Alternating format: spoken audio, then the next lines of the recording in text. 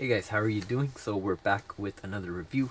For today, I have Blink Twice review. This movie just came out this past weekend. It was pretty good. I'm not gonna lie. It wasn't phenomenal or anything, but it was a good debut for a new director. This movie was directed by Zoe Kravitz and it stars Channing Tatum. So right off the bat, rating. I was struggling a lot with the rating, whether to give it a sort of a high-end score or a low-end score, but initially I gave it about a 6.5 out of 10, but I think I'm gonna stick to a 7. It was a good movie. It had some parts here and there where it was lacking in certain details and certain dialogue, but besides that, it was a good movie. It was solid. It was a 7 out of 10.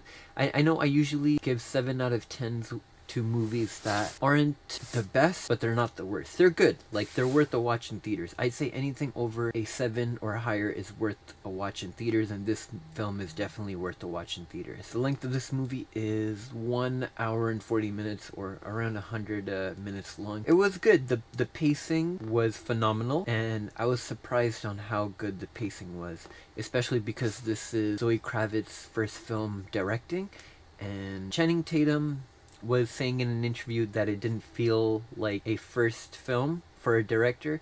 And he was somewhat right, because this film, it had some sort of natural flow throughout the first half, and then we get to the second half and it was a little bit wonky, but it still kept up the pace, and it didn't make me want to, leave my chair and get out. Like in the last 2 weeks when I saw Trap or when I saw Borderlands, I was just itching to get out of my chair.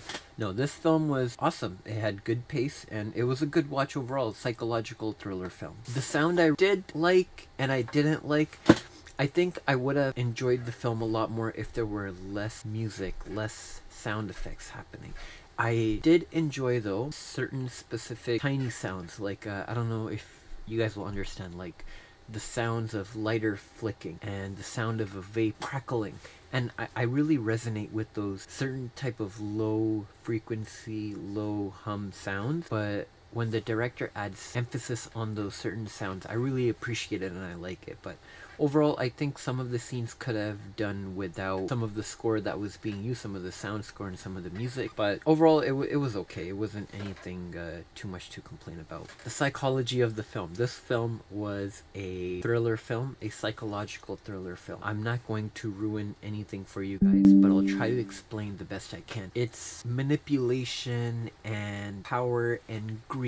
I think those are the best 3 words that I can use to describe this film without ruining anything. And the plot twist was freaking amazing. I wasn't expecting what the plot twist was nearing the end. And, throughout the whole film, this is how you know a film director did a good job, when the viewer is questioning, is thinking. Because throughout the whole film, I was trying to puzzle this thing together, like what's happening in the story, what's happening on the island, what is going to accumulate from all of the actions the main character is taking, and what's going on, mainly. You really, when you try to figure out what's going on, you're hooked into the film, and the director did a good job. And I was hooked into this film. I was trying to continuously figure out these metaphors here and there, these symbolic messages, what's happening, why it's happening, and I was sort of right and sort of not right. I'm not gonna say anything in case you guys gonna wanna watch the movie, so just go watch it and you'll know what I'm talking about. The facial cues and acting was phenomenal. I truly enjoyed the main lead, Naomi Aki. She plays Frida. She did a phenomenal job of playing the lead. Channing Tatum plays Slater King. He did an amazing job as the support lead, along with Adria Ajorna. She was in Hitman, and she was phenomenal in Hitman. She was also very good in this film, and the facial cues were delightful. It was, it's a horror thriller film, and so, again, like I talked about in Romulus, they're just being scared, but to actually make you feel a little bit of stress, a little bit of worry for them is something completely different, and they had you stressing and worrying. The dialogue was where this film lost a point or two for me. The dialogue was phenomenal for the first half, and then when we get to the second half, it really felt the dialogue slipping away a little bit. Some of the conversations that were happening with 2 of the characters didn't feel as flowy as in the first half of the film, and I just didn't feel immersed as much as I was in the first half. But overall, it was good, but there were a few points in dialogue which were sort of bugging me. But yeah, it was all okay. The cinematography, my favorite thing in film. It was alright. It wasn't anything to complain about, and it wasn't anything to highly mention like a Christopher Nolan film or a Denis Villeneuve film. It was good, and they kept it simple, very objective shots, some subjective shots here and there, but overall objective shooting, and it was good. It wasn't anything to complain about either. So yeah, this movie was phenomenal. Just recap rating, 7 out of 10.